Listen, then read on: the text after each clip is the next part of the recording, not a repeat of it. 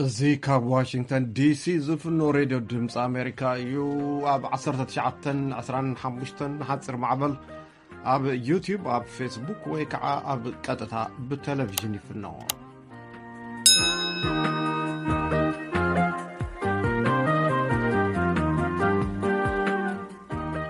زي خبر سلامتنا يبزعكم كبرات زي كاب واشنطن دي سي زفنو راديو دمس أمريكا يو لومي سولوس كلتن حاسة خلتشان 15 ويكا عشمون تنحاسة خلتشان 13 بأقصاص راورو از فنو مدبنا قدم ودبت عن عالم ناب تقراي 126 متريك تون زغطر ناو تحكمنا المدهانيتن اللي يقولوا ريبورت كلونا ايو اب كينيا زترغب جملاوي مقابر ون خنقربوا لكم هنا سرع مدب ارتراوي ناب امريكا ايو ساوز داكوتا وصدكمي فيستيفال كنا ما تخايد نيرو بزعبو فلي ريبورتن مدب امريكا ارتراويان اب امريكا هاوني مسالا صلحو زينا هنقدم كاب سارة في الصهية كما يتمسيو زينا خسمعكم مقد أير إثيوبيا نابرس ختم خلال أمحرا بحر دار زنبرو براراتات كم تسرزا لهم سولو سافليتو كم حبريتا أقلقلو زينا فرنساي أتا مقد أير أبت خلال نام مبزحتو أم أبد أوان وحس يكون خبابتات زنبرو براراتاتون دواب بيلو الله أتا مقد أير أقدمو ناب قندرن لاليبالان زنبرو قعزو خمز سرزا زذكر كوينو تحيرو أبزوز أو حبريتا دما كابسوني كساب عربي ناب دسي قندر لاليبالان بحر دارن زنبرو مدب مقرازو حبيرو إذا خمزيلون كالو لوم سولوس أبهر دار بزي مقراز من لوات تخصي أرفيدو نبرتي بحر دار كاب غزاوتهم نموزع تتقيمهم قصال دمص خبيد براتي سمعو مهلاهم نأقلقلو زينا فرنساي حبيروم أب تحت قطر عطوات من اللي شافانو مهلاواز قلت لالي بلاون بتمساسالي قصال تخصي كبت براتي سمع مهلاو نبرت حبيروم بروغرام مقبع علم اتي ناب أستات 5 مليون إثيوبياويان يلأخو زنبر رديئت أخلي دحر مقراتو سلين نابلي جمرو الله بروغرام مقبع علم كرم 5 ورحيك قرب رديئت زقوارت سرق رديئت أخلي فتس أمالو زبل ريبورت دحر مقلحو 5 نبر زذكريو نتصبصاب أسوشيتد بريس بترسلتان كاربايو رديئت مقرات زنقفو وغنات نوسانه بروغرام مقبع عالم زي مورالاون اما ايت سبات بسنكت اميت نكموتو زغددن ايو كبلو يوقسو مس منغست إثيوبيا تزرارب زل أمريكا غنا اتمسرح الدلا اب تحت كبابياوي سب سلطان وديقو زلو سرعت متعرايات كساب زغبرو الوان نتي زقارصتو لغسي كم زي تقلصلو افليط الله ناسوسيتد بريس ريتو زهبه بروغرام مقبع عالم أب 4 كبابتات كلل تقراي ناستات 100,000 سبات قدم سمون رديئت معدال كم زجمره تقيس الله تقراي دحرتي ناستات كل التعامتات زتخايد كوينات تحوي على زبل أسوسيتد بريس بروغرام مقبع عالم تتقمتي بديجيتالاوي ملكع نكمزقابو رديئت زحز كنتال نصور ملكت كقبرلو كفوت مسمر حابريتا كزرقحن ملافنتي تكالات رديئت سلطانا كرخبون كم زقبر آفليت الله سبا سلطان أمريكا بوغنوم سرقي اتزخف رديئت اغلي زواخنالو مقدي كم زغانا يزاربو سراحتنياتات رديئت دما سبا سلطان إثيوبيا ابت مسرح بعمقت كم زساتفلو يتاقسو منغست إثيوبيا بوغنو ابت صقم كاند تحتاتي كم زغانان نحبراوي مسرح مصراي كم زتسمامعن أمسلكا زرب مقلصتات غودا بروباغاندا ايو كبل ينصغو لغست خمزلو منغست إثيوبيا كم مسرح مبصح رديت مولو نمولو كوصالو بحالتي كوينم الله تكال حبرات هاجرات كمزلو بمسرت حتو منغست إثيوبيا ابتاغر زلو چنفر بروغرام مغبع عالم مست منغست تحابيرو كم زسرح مغلاصو يذكر بروغرام مغبع عالم ببنك عالم زدقف كم زغونه تكال ترادو سغر بحر امريكا USAID متقاسو Associated Press قليص الله حلافيت USAID سامانتا باور بوغنن سبات اتي أمريكا زقارت التولكسي معز كم زجمر نغفلتو يحطونا يوم انتوغنا اب حصير اوان نوح تقوعزنا سلزلنا اب حصير اوان نترديت كنجمرو ايو باغنان دليتنان كم زبلا تكال زينا Associated Press حبيرو ازي دمز أمريكا يوم ኣብ ሕቡራት ሃገራት መርማር ጉጅለ ጉዳይ ሰብኣዊ መሰላት ኤርትራ መሐመድ ባቢከር ትማለሶኒ ዘውፅእዎ ሪፖርት ዜጋታት ኤርትራ ኣብ ውሽጢ ሃገሮም ከበድቲ ሰብኣዊ ጥሕሰታት የጋጥሞም ኣሎ ኢሎም እቶም መርማሪ ኣካል ኣብቲ ብጽሑፍ ዝቐረበ ጸብጻቦም ኣብቲ ገደብ ኣልቦ ዝበልዎ ሃገራዊ ኣገልግሎት ሓያሎ ንግዱድ ጉልበታዊ ስራሕ ጾታዊ ዓመፅን ንሰብኣዊ ክብሪ ዝትንክፍ ኣተሓዛን ከም ዝገጥሞም ሓቢሮም እቲ መርማሪ ኮሚሽን ቀንዲ ምንጪ ሓበሬትኡ ስደተኛታትን ሓተቲ ዕቑባን ምዃኖም ድሕሪ መምልካት ካብቶም ሓበሬታ ዝኣከበሎም ወገናት ነቲ ቀንዲ ጠንቂ ስደት እቲ ገደብ ኣልቦ ሃገራዊ ኣገልግሎት ምዃኑ ከም ዝገልጹ ኣመልኪቱ ባቢከር ኣብቲ ንሓፈሻዊ ባይቶ ሕቡራት ሃገራት ዘቕረብዎ ናይ ሓደ ዓመት ጸብጻቦም ስራሕቲ ሃገራዊ ኣገልግሎት ነቶም ኣፍረይቲ ዜጋታት ሃገር ገዲፎም ንኽስደዱ ይደፍእ ስለ ዘሎ ካብቲ ቀንዲ ጠንቂ ቁጠባዊ ዝሕተላ እቲ ሃገር እዩ ክብሉ ሓቢሮም እቶም ሱዳናዊ መራሒ መርማሪ ኮሚሽን መሐመድ ባቢከር ንኤርትራ ኣትዮም ስራሕቶም ከሳልጡ ከም ዘይከኣሉ እዮም ደጋጊሞም ዝሕብሩ ኣብ ዝሓለፈ ዓመት ብሰራዊት ኤርትራ ኣብ ትግራይ ገበናት ኩናት ምፍጻሙ ዘመልክት ሓበሬታ ከም ዝኣከቡ ዝዝከር ኮይኑ ኣብዚ ናይ ሎማ ዓመት ብፍላይ ከዓ ስድራ ቤቶም ካብ ሃገራዊ ኣገልግሎት ነዝሃደሙ ዝቐጽዕ ሓያሎ ጥርዓናት ምእካቦም ኣብ ጸብጻቦም ጠቒሶም ከም ጸብጻብ ኣገልግሎት ዜና ኣሶሽየትድ ፕሬስ ልኡኻት ወታደራዊ መምሕዳር ማሊን ቡርኪና ፋሶን ምስቲ ኣብ ቀረባ ዓልዋ መንግስቲ ዘካየደ ጁንታ ንምርኻብ ትማል ሶኒ 7 ነሓሰ ኒጀር ኣትዮም እዚ ዝኸውን ዘሎ መራሕቲ ሃገራት ምዕራብ ኣፍሪካ ኣብ ጉዳይ እቶም ካብ ስልጣኖም ዝተኣልዩን ኣብ ናይ ገዛ ማሕዩር ዝርከቡን ፕሬዚዳንት ኒጀር ናብ ስልጣኖም ንምምላስ ዝተቐመጠ ቅድመ ኩነት ዘይምትግባሩ ኣመልኪቱ ንምዝታይ ንሓሙስ 10 ነሓሰ ኣብ ርእሰ ከተማ ናይጀርያ ኣቡጃ ንኽራኸቡ መደብ ኣብ ዘውፅኣሉ እዋን እዩ ማሕበረሰብ ቁጠባዊ ሕብረት ሃገራት ምዕራብ ኣፍሪካ ኢኮዋስ ንመራሕቲ እቲ ዕልዋ ስጋብ ዝሓለፈ ሰንበት ስልጣን እቶም ዝተመርፁ ፕሬዚዳንት ክመልሱ እንተዘይኮይኑ ወታደራዊ ምትእትታው ከም ዘፍቀድ ንዘውፅኦ ትእዛዝ ብምንጻግ እቲ ጁንታ ንኽለ ኣየር ኒጀር ዓፂዩ ሃገሩ ክከላኸል ምዃኑ ቃልኣት እዩ ወታደራዊ ሓለፍቲ ኢኮዋስ ብወገኖም እቲ ቅድመ ኩነት እንተዘይተፈጺሙ ክውሰድ ዝኽእል ውጥን ወታደራዊ ስጉምቲ ብዓርቢ ተሰማሚዖም እዮም ይኹን እምበር ካብቶም ኣብ ማሊን ቡርኪና ፋሶን ዝርከቡ መራሕቲ ጁንታ ዘድሊ እንተኾይኑ ስጋብ ወታደራዊ ድጋፍ ንኒጀር ንምሃብ ድልዋት ምዃኖም ቃል ብምእታው እቲ ሓድነት በቲሖሞ ክልቲአን ኣባል ሃገራት ልኡኻተን ናብ ንያመ ብምልኣኽ ደገፈን ምርኣይን ሰራዊት ማሊ ትማልሶኒ ኣብ ናይ ማሕበራዊ መራኸቢኡ ገሊጹ ጸኒሑ ድማ መራሒ ልኡኻት ማሊ ሃገሩ ንጁንታ ኒጀር እትህቦ ድጋፍ ደጊሙ ገሊጹ ይብል ጸብጻብ ሮይተርስ እዚ ከምዚ ኢሉ እናሃለወ ወታደራዊ ሓይሊ ኣብ ኒጀር ስልጣን ድሕሪ ምቆፅጻሩ ኣሜሪካ ንኒጀር ትህቦ ዝነበረት ልዕሊ $100 ሚልዮን ሓገዝ ንግዚኡ ጠጠው ከም ዘበለቶ ሚኒስትር ጉዳያት ወፃኢ ኣሜሪካ ገሊጹ ክብል ኣሶሽየትድ ፕሬስ ሓቢሩ ወሃብ ቃል ሚኒስትር ጉዳያት ወፃኢ ኣሜሪካ ማት ሚለር ከም ዝበልዎ ምቁራጽ እቲ ሓገዝ ንወታደራዊ ምትሕብባራትን ልምዓታዊ ሓገዛትን ዝጸሉ ኮይኑ ናብ ህዝቢ ኒጀር ዝወሃብ ሰብኣዊ ሓገዛት ግን ዘይትንክፍ ምዃኑ ሓቢሮም ሚለር ኣብ መግለጺኦም እንተደኣ መራሕቲ እቲ ጁንታ ነቲ ዝሓዝዎ ስልጣን ሓዲጎም ሕገ መንግስታዊ ስርዓት ዝመልሱ ኮይኖም ክልከላ እቲ ኣማኢት ሚልዮናት ገንዘብ ሽዑ ንሽዑ ዝለዓል ይኸውን እንተዘይኮይኑ ግን ከምቲ ብግልፂ ዝበልናዮ ብኣማኢት ሚልዮናት ዝቁፀር ገንዘብ ጠጠው ኢሉ ይርከብ ኢሎም ሚለር ትማሎ ሶኒ ኣብ ዝሃብዎ ጋዜጣዊ መግለፂ ከም ዝበልዎ ሰበስልጣናት ኣሜሪካ ምስቶም ካብ ስልጣኖም ዝተላዕሉ መሐመድ ባዙም ኮነ ምስ ወሰንቲ መራሕቲ ሃገራት ኣፍሪካን ኣውሮፓን ብስልኪ ይዘራረቡ ዘለዉ ምዃኖምን ሽሞም ክግለጽ ዘይተደለየ ነቲ ዲፕሎማስያዊ ዘተ ብውልቆም ዝመርሑ ዘለዉ በዓል ስልጣን እቲ ኩነታት ስጋብ ሕዚ ናብ ዕልዋ መንግስቲ ዝምዕበል ንምዃኑ ርግፀኛ ዘይምዃኖም እዮም ዝገልጹ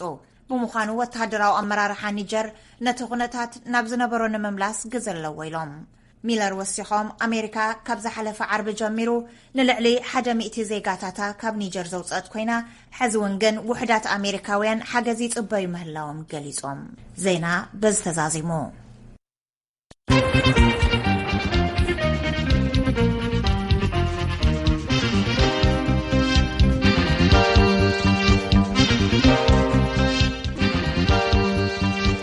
يا سرازي راديو دمسي أمريكا خنقصل نمقلة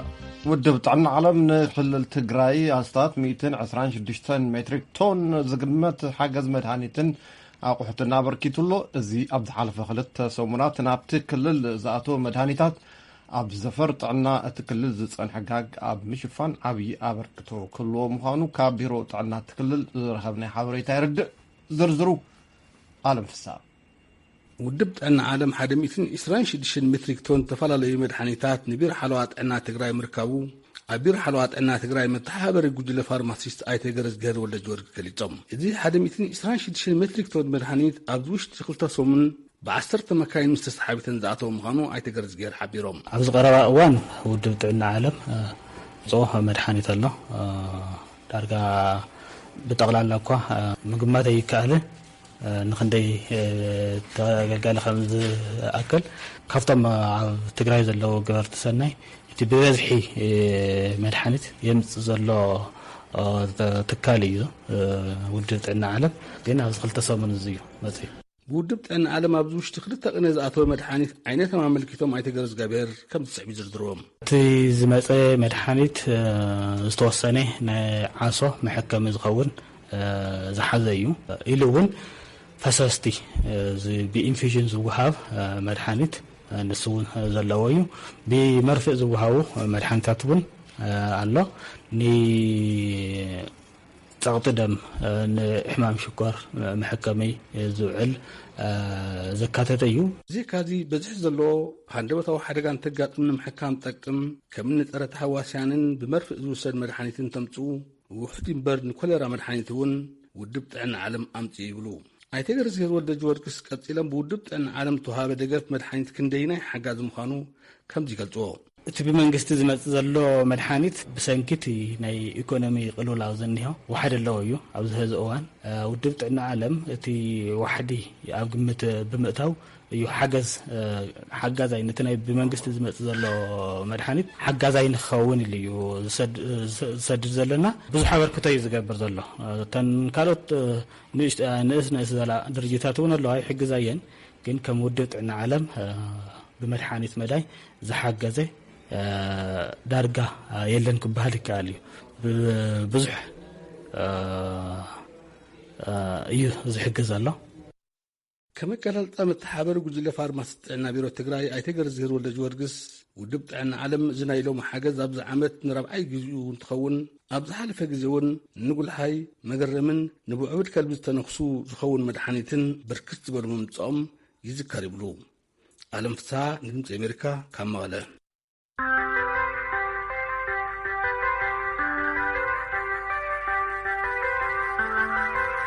ንናይሮቢ ዝወስደና ካልኣይ ሪፖርት ሰብ ስልጣን ኬንያ ካብ ሓደ ዕምቆት ዘይነበሮ ጃምላዊ መቃብር ልዕሊ 400 ኣስከሬን ናውፅኦም ኣለው። እቲ ጃምላዊ መቃብር ምስ ሓደ ንነብሶም ኣጥሚዮም ክሞቱ ዝእዝዝ ሃይማኖት ወይ ከዓ እምነት ዝተሓሓዝ ምዃኑ ዝኣምኑ ኬንያውያን ኣብታ ሃገር ኣብ መንጎ ምኽባር ናጽነት ሃይማኖትን ምኽባር ህይወት ኣመንትን ክትኣበጊሰሎ ይብሉ።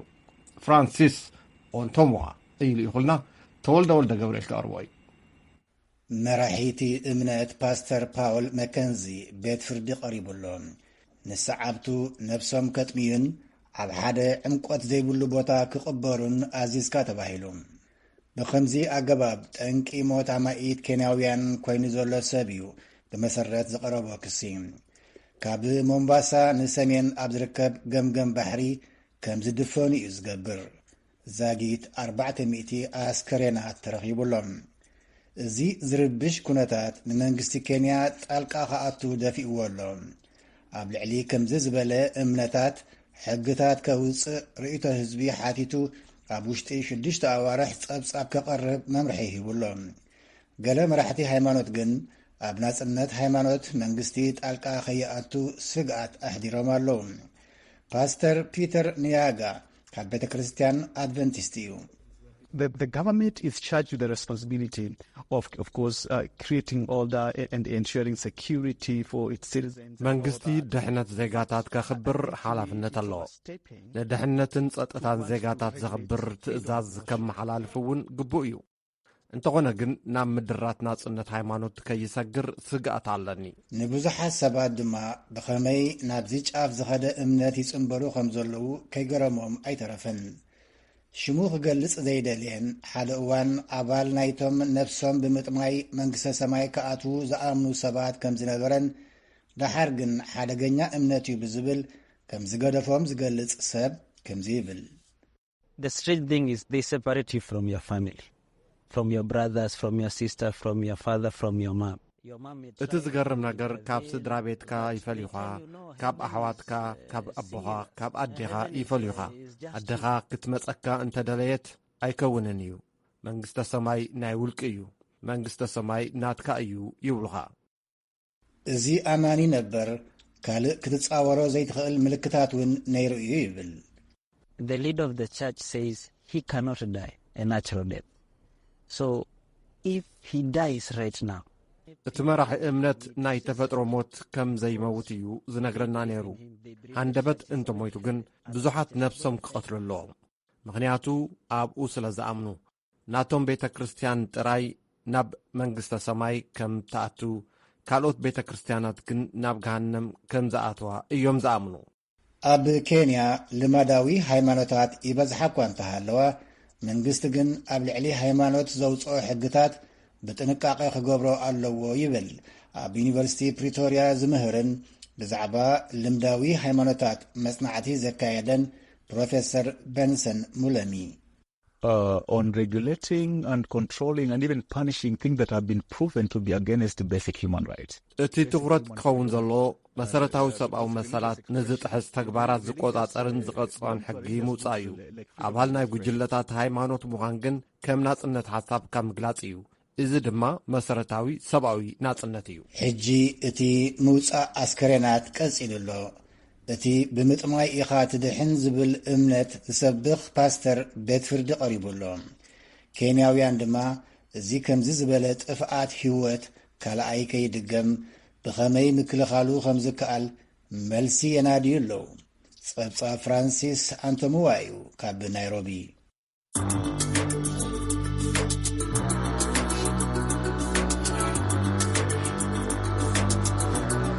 እዚ ረድዮ ድምፂ ኣሜሪካ እዩ ኤርትራውያን ኣብ ኣሜሪካ ናብ ሳውዝ ዳኮታ ዝተባሃለ ክፍለ ግዝኣት ይወስደና ፌስቲቫል ኩናመተት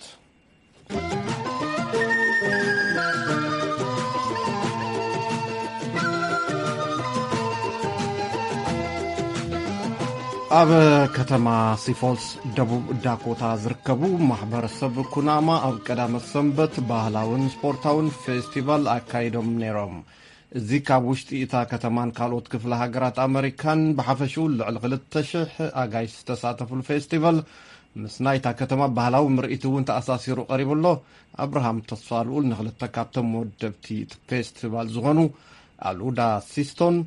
ኣሰዳ ኣማንን ብስካይፕ ኣዘራሪቦም ኣሎ ናብ ኣብርሃም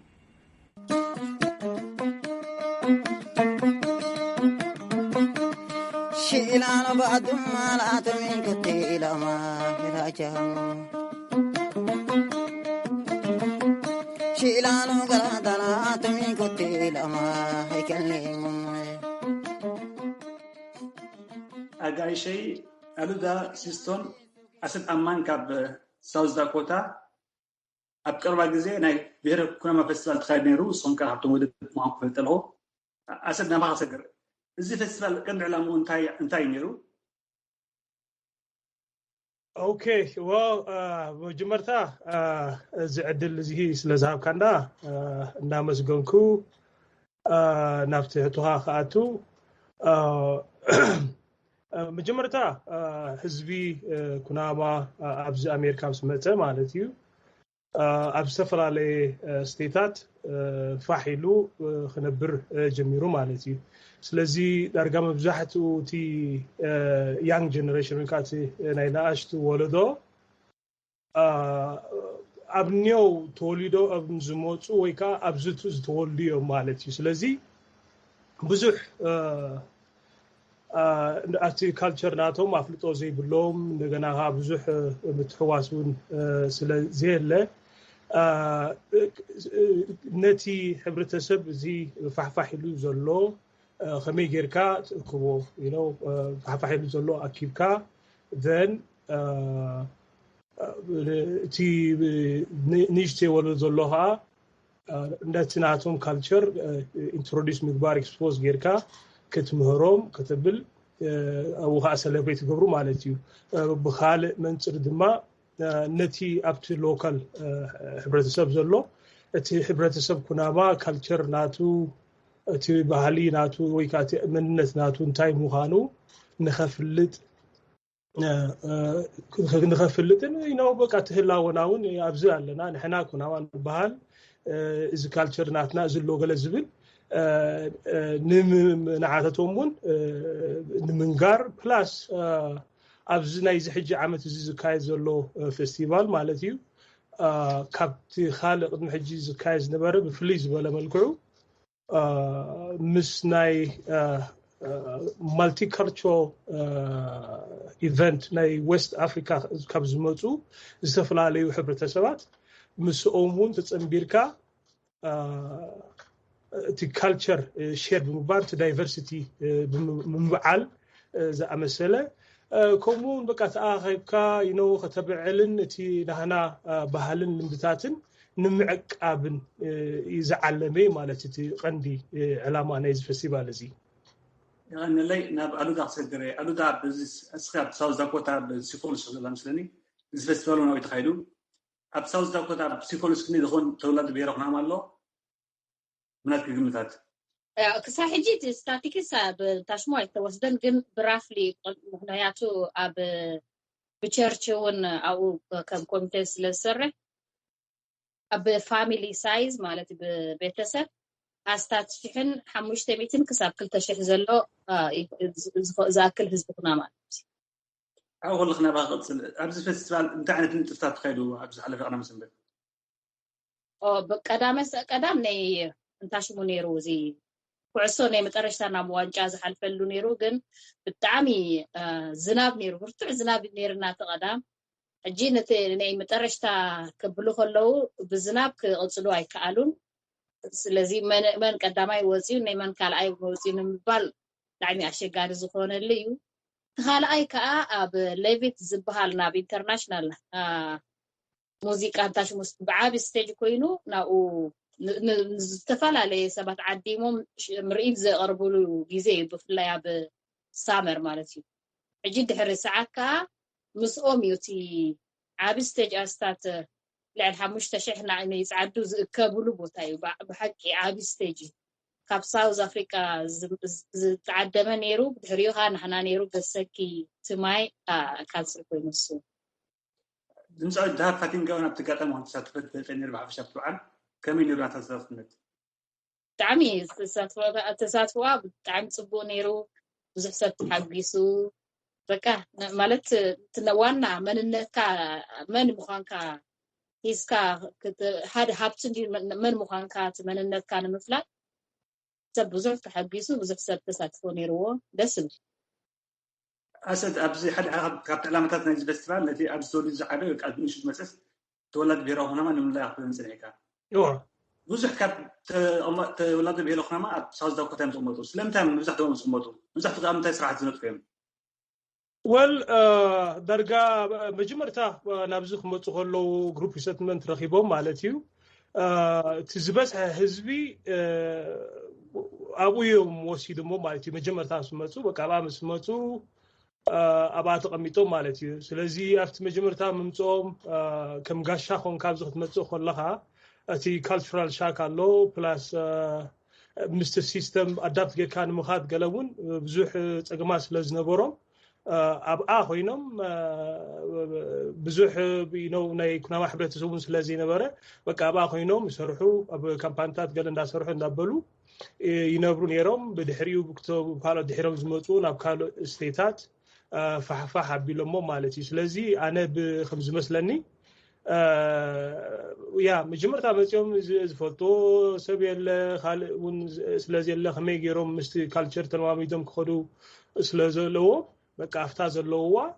تقميتهم تي ريساتل كجبر كلها أب كم زبوتا أو كم زعدي فاميلي ألنا بمبال سلازمولو درجة مبزحتهم نابو خمسو خيلهم مالتي بدهريجن أفتي سيستم تلماميدهم تي كالتشرون سولتون أو كال ستيتات موف زقبلو مجدتاتون اللو مالتي جن بحفشة زبز حبرت سبنا يكوناما أب ساوث داكوتا يزلو حجب زي ساعات زي. أنا بغلط الأول. ناس تدخل لحين جن أو رسول أنت قاعد تقدر له. ብዙሓት ንዕሪ ኣብቲ ከተማት ተንዴማ ኣብ ሓንቲ ከተማ ብሲፖልስ ንዕልዮም ኣብታ ከተማ ብኣገልግሎት ዝባ ብቋንቋ ኩናማ ወይ ከም ቤተክርስትያን መሰሊ ወይ ቤት ትምህርቲ ወይ ዝኾነ ነገር ኣሎ ድዩ?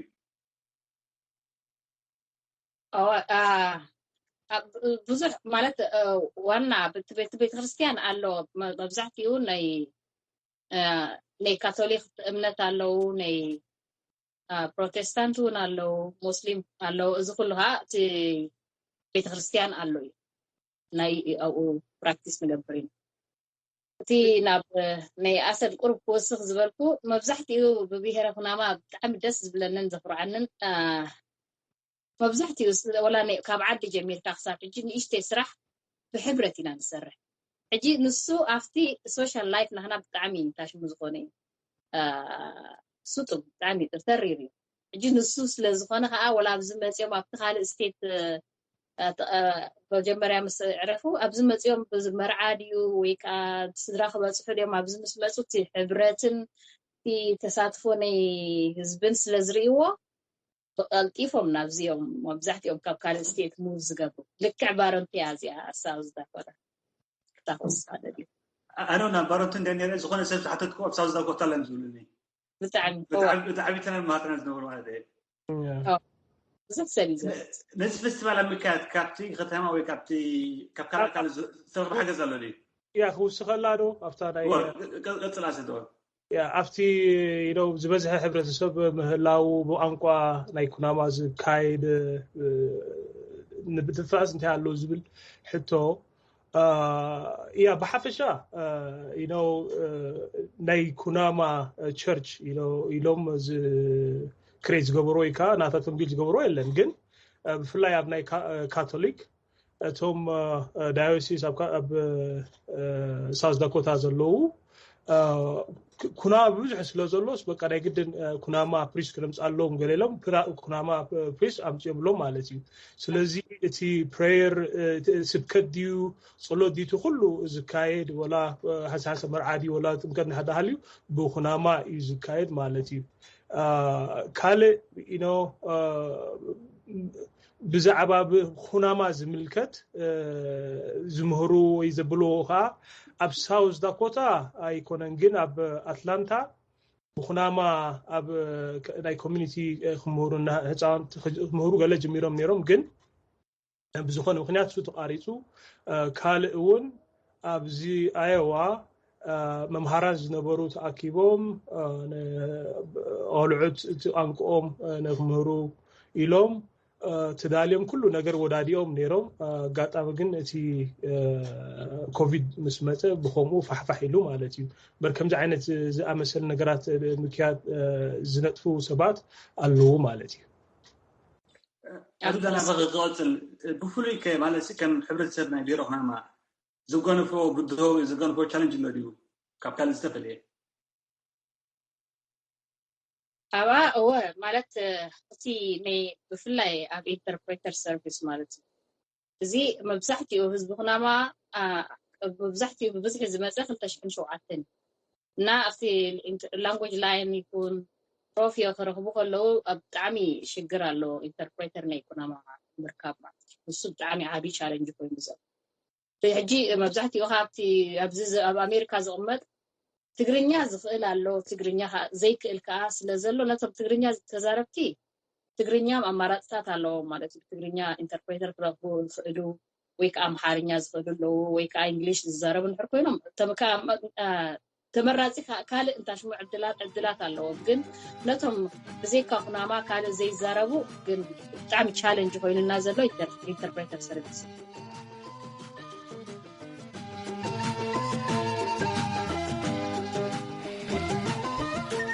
ክቡራትና